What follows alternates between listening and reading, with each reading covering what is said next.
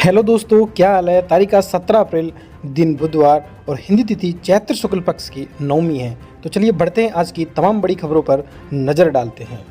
सबसे पहले तो आज विश्व हीमोफीलिया दिवस है। हीमोफीलिया आनुवंशिक रक्तस्राव विकार से संबंधित एक बीमारी है जिसमें चोट या सर्जरी के बाद रक्तस्राव बंद नहीं होता। आइए इस दिवस के अवसर पर लोगों को इसके प्रति जागरूक करने का संकल्प लें। चलिए अगली बड़ी खबर देखते हैं। चुनावी बॉन्ड पर राहुल गांधी ने कहा कि पीएम मोदी अपने इंटरव्यू में दुनिया के सबसे बड़े घोटाले का बचाव कर रहे थे। क्या बात है सर। दरअसल केरल के वायनाड में मंगलवार को एक चुनावी रैली के दौरान कांग्रेस नेता राहुल गांधी ने चुनावी बॉन्ड को लेकर कहा कि एनआईए को दिए अपने इंटरव्यू में प्रधानमंत्री नरेंद्र मोदी ने दुनिया के सबसे बड़े घोटाले का बचाव कर रहे थे। राहुल ने कहा कि प्रधानमंत्री नरेंद्र मोदी देश के 5-6 बड़े उद्योगपतियों के लिए काम करते हैं। बात तो सही है। चलिए अगली बड़ी खबर देखते हैं। वहीं हेमा मालिनी पर टिप्पणी के मामले में इलेक्शन कमीशन ने 48 घंटे तक सुरजेवाला के प्रचार करने पर रोक लगा दी है। चलिए अगली बड़ी खबर देखते हैं। लॉरेंस बिश्नोई गैंग को मिट्टी में मिला देंगे। सलमान खान के घर के बाहर फायरिंग के बाद महाराष्ट्र के सीएम ने ये बयान दिया। दरअसल अभिनेता सलमान खान के घर के बाहर फायरिंग की घटना के कुछ दिनों बाद सलमान से मुलाकात के बाद महाराष्ट्र के मुख्यमंत्री एकनाथ शिंदे ने कहा कि हम लॉरेंस बिश्नोई को खत्म कर देंगे। क्या बात है सर, क्या बात है सर, क्या बात है, ये बात है। अरे सर क्या बात है। उन्होंने कहा कि यह महाराष्ट्र है, हम किसी की दादागिरी चलने नहीं देंगे, गैंग को मिट्टी में मिला देंगे। घटना के दोनों आरोपियों को गिरफ्तार कर लिया गया है। चलिए अगली बहुत ही चौंकाने वाली खबर सामने आ रही है कि इटली में मिला अपने सिर से 20 गुना भारी आंखों वाला कीड़ा। आंखों से गुप्त भाषा में करता है संचार। दरअसल वैज्ञानिकों ने इटली के एक द्वीप में बड़ी आंखों वाले वेनादिस नामक ब्रिसल वर्म की खोज की है, जिसकी आंखें उसके सिर से 20 गुना भारी है। शोधकर्ताओं को संदेह है कि ये आंखें कीड़े को गुप्त भाषा में संचार करने में सक्षम बनाती हैं, जो समुद्र की गहराइयों में रहने वाले केवल उसी प्रजाति के कीड़े समझ सकते हैं। चलिए आगे देखते हैं। यूपीएससी सिविल सेवा परीक्षा 2023 का परिणाम हुआ जारी। आदित्य श्रीवास्तव ने किया टॉप।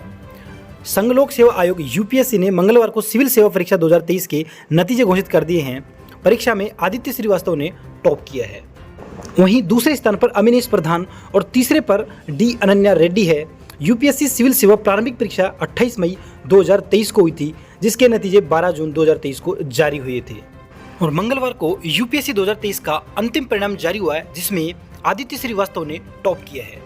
जी हाँ, जो अभी आपको स्क्रीन पर दिखाई दे रहे हैं यही है आदित्य श्रीवास्तव। शाबाश बेटा, बहुत बढ़िया। यूपीएससी सीएसई 2023 में चौथी रैंक पाने वाली सिद्धार्थ के पेरेंट्स को पता ही नहीं था कि वे इस साल परीक्षा दे रहे हैं। दरअसल यूपीएससी की सिविल सेवा परीक्षा 2023 में चौथी रैंक हासिल करने वाले पीके सिद्धार्थ राम कुमार के माता पिता ने बताया है कि उन्हें पता ही नहीं था कि सिद्धार्थ ये परीक्षा दे रहे हैं। उनकी मां ने कहा कि उनका नाम जब टीवी पर आया तब हमें इसकी जानकारी मिली। इसके बाद सिद्धार्थ ने हमें कॉल करके पूरी बात बताई और उसके बाद पेरेंट्स की खुशी का अंदाजा दोस्तों आप खुद लगा सकते हो। शाबाश बेटा, बहुत बढ़िया। दरअसल बिहार में आरजेडी पर तंज कसते हुए प्रधानमंत्री नरेंद्र मोदी ने कहा कि लालटेन के जमाने वाले लोग आपको आधुनिक युग में नहीं जाने देंगे। दरअसल प्रधानमंत्री नरेंद्र मोदी ने मंगलवार को गया बिहार में एक चुनावी रैली में कहा कि लालटेन के जमाने वाले लोग आपको आधुनिक युग में नहीं जाने देंगे। इसके बाद आरजेडी नेता तेजस्वी यादव ने इस पर कहा कि जब भी महंगाई, सांप्रदायिकता और नफरत का घोर अंधेरा हुआ है तब लालटेन की रोशनी में ही वो अंधेरा छटा है, ना कि कमल के फूल से। बात तो सही है। चलिए आरबीआई से एक बड़ी खबर आ रही है कि आरबीआई ने बैंकों से कहा है कि अक्टूबर से आसान शब्दों में ऋण विवरण का खुलासा करें।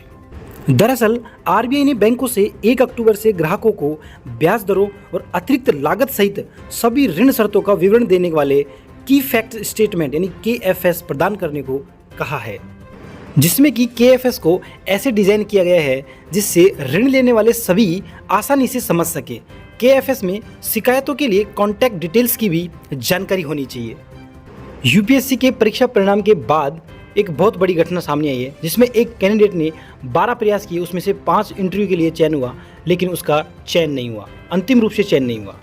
दरअसल यूपीएससी की सिविल सेवा परीक्षा 2023 के परिणाम के बाद कुणाल आर विरुलकर नामक परीक्षार्थी का उनके संघर्ष को लेकर किया गया सोशल मीडिया पोस्ट वायरल हो गया है, जिसके अंतर्गत कुणाल ने लिखा कि 12 प्रयास, उसमें 7 मेंस, 5 इंटरव्यू, लेकिन उनका चयन नहीं हुआ। शायद जिंदगी का दूसरा नाम ही संघर्ष है। आईएएस अधिकारी अवनीश शरण ने कमेंट किया कि ईश्वर आपको शक्ति दे। दरअसल ये बहुत ही दुखद घटना है। इतना छोटा पहले कभी नहीं हुआ होगा। चलिए, ममता बनर्जी का बड़ा बयान कि अगर राज्य में एक भी दंगा होता है तो 55 दिनों तक भूख हड़ताल करूंगी।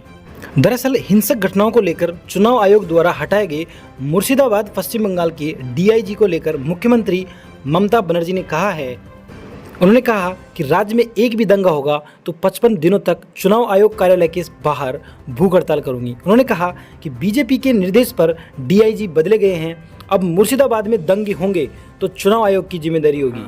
ये बड़ी अच्छी बात कही आप। चलिए, बहुत ही इंटरेस्टिंग खबर आ रही है कि दुनिया में पहली बार मिस आर्टिफिशियल इंटेलिजेंस प्रतियोगिता का होगा आयोजन, जिसमें लगभग 17 लाख रुपए की पुरस्कार राशि होगी।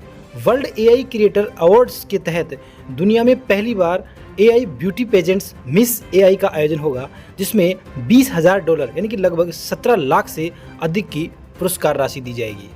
इसमें एआई जनरेटेड मॉडल्स को उनकी ब्यूटी, एआई फीचर्स और सोशल मीडिया एंगेजमेंट के आधार पर जज किया जाएगा।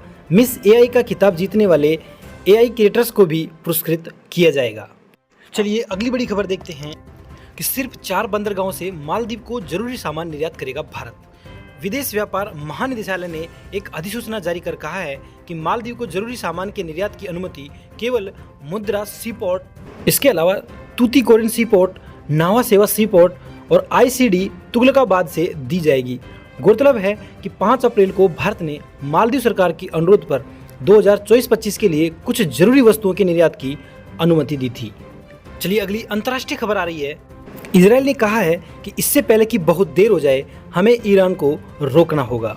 दरअसल इजराइल के विदेश मंत्री इजराइल कैट्ज ने 32 देशों को पत्र भेजकर ईरान के मिसाइल कार्यक्रम पर प्रतिबंध लगाने और रिवोल्यूशनरी गार्ड कॉर्प्स को आतंकवादी संगठन घोषित करने की मांग की है। कैट्ज ने कहा कि इससे पहले कि बहुत देर हो जाए हमें ईरान को रोकना होगा। उन्होंने कहा कि मैं ईरान के खिलाफ सैन्य प्रतिक्रिया और कूटनीतिक हमले का नेतृत्व कर रहा हूं। चलिए, पतंजलि से अगली खबर देखते हैं। सुप्रीम कोर्ट ने मंगलवार को पतंजलि आयुर्वेद के भ्रामक विज्ञापनों के मामले में योग गुरु बाबा रामदेव और आचार्य बालकृष्ण से कहा कि उनकी हिस्ट्री को अनदेखा नहीं किया जा सकता। कोर्ट ने कहा कि कोर्ट के आदेश थे, तब भी उन आदेशों की अवहेलना हुई तो आप इतने मासूम नहीं हो। हिपोक्रेसी की भी सीमा होती है। चलिए, अब खेल समाचार देखते हैं। राजस्थान रॉयल्स ने हासिल किया आईपीएल के इतिहास का संयुक्त रूप से सबसे बड़ा सफल रन चेज। दरअसल राजस्थान रॉयल्स ने मंगलवार को कोलकाता में केकेआर को आखिरी गेंद पर 2 विकेट से हरा दिया।